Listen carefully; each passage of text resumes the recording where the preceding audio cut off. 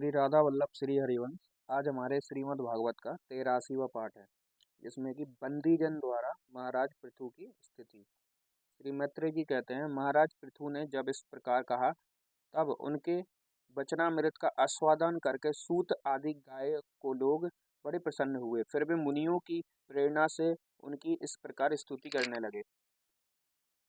आप साक्षात देव प्रवर श्री नारायण ही हैं, जो अपनी माया से अवतीर्ण हुए हैं। हम आपकी महिमा का वर्णन करने में समर्थ नहीं हैं। आपने जन्म तो राजा बेन के मृतक शरीर से लिया है, किंतु आपके पौरुषों की वर्णन करने में साक्षात ब्रह्मादि की भी बुद्धि भी चकरा जाती है। तथापि आपके कथामृत के आस्वादन से आदर बुद्धि रखकर मुनियों के उपदेश के अनुसार उन्हीं की प्रेरणा से हम आपके परम प्रशंसनीय कर्मों का कुछ विस्तार करना चाहते हैं। आप साक्षात श्री हरि के कलावतार हैं और आपकी कीर्ति बड़ी उदार है। ये धर्मधारियों में श्रेष्ठ महाराज पृथु लोक को धर्म में परिवर्तित करके धर्म मर्यादा की रक्षा करेंगे तथा उसके विरोधियों को दंड देंगे। ये अकेले ही समय समय पर प्रजा के पालन पोषण और अनुरंजन आदि कार्य के अनुसार अपने शरीर में भिन्न भिन्न लोकपालों की मूर्ति को धारण करेंगे तथा यज्ञ आदि के प्रचार द्वारा स्वर्ग लोक और वृष्टि की व्यवस्था द्वारा भूलोक दोनों का ही हित साधन करेंगे। ये सूर्य के समान अलौकिक महिमान्वित प्रतापवान और समदर्शी होंगे। जिस प्रकार सूर्य देवता 8 महीने तपते रहकर जल खींचते हैं और वर्षा ऋतु में उसे ढके उड़ेल देते हैं, उसी प्रकार ये कर आदि के द्वारा कभी धन संचय करेंगे और कभी प्रजा के हित के लिए व्यय कर डालेंगे। ये बड़े दयालु होंगे। यदि कभी कोई दीन पुरुष इनके मस्तक पर पैर भी रख देगा, तो भी ये पृथ्वी के समान उनके उस अनुचित व्यवहार को सदा सहन करेंगे। कभी वर्षा न होगी और प्रजा के प्राण संकट में पड़ जाएंगे, तो ये राज्य वेशधारी श्री हरि इंद्र की भांति जल बरसाकर अनायास ही उसकी रक्षा कर लेंगे। ये अपने अमृतमय मुख चंद्र की मनोहर मुस्कान और प्रेम भरी चितवन से संपूर्ण लोकों को आनंदमग्न कर देंगे। इनकी गति को कोई समझ ना सकेगा। इनके कार्य भी गुप्त होंगे तथा उन्हें संपन्न करने का ढंग भी बहुत गंभीर होगा। इनका धन सदा सुरक्षित रहेगा। ये अनंत महात्म्य और गुणों के एकमात्र आश्रय होंगे। इस प्रकार मनस्वी पृथु साक्षात वरुण के ही समान होंगे। महाराज पृथु बेन रूप अरणि के मंथन से प्रकट हुए अग्नि के समान है। शत्रुओं के लिए यह अत्यंत दुर्घस और दुस्सह होंगे।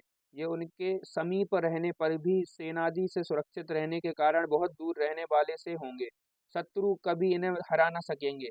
जिस प्रकार प्राणियों के भीतर रहने वाला प्राण रूप सूत्रात्मा भगवान शरीर के भीतर बाहर के समस्त व्यापारों को देखते रहने पर भी उदासीन रहता है, उसी प्रकार ये गुप्तचरों के द्वारा प्राणियों के गुप्त और प्रकट सभी प्रकार के व्यापार देखते हुए भी अपनी निंदा और स्तुति आदि के प्रति उदासीनवत रहेंगे। ये धर्म मार्ग में स्थित रहकर अपने शत्रु के पुत्र को भी दंडनीय न होने पर भी कोई दंड न देंगे और दंडनीय होने पर तो अपने पुत्र को भी दंड देंगे।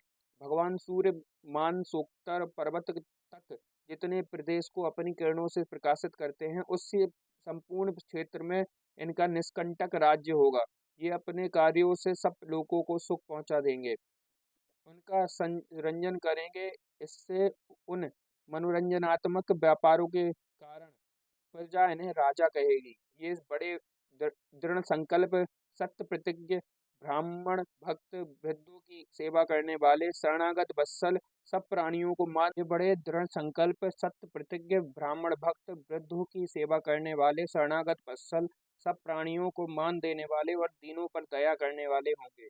ये पर स्त्री में माता के समान भक्ति रखेंगे, पत्नी को अपने आधे अंग के समान मानेंगे, प्रजा पर पिता के समान प्रेम रखेंगे और ब्रह्मादि के सेवक होंगे। दूसरे प्राणी इन्हें इतना ही चाहेंगे जितना अपने शरीर को। ये सहोदरों को आनंद को बढ़ावेंगे।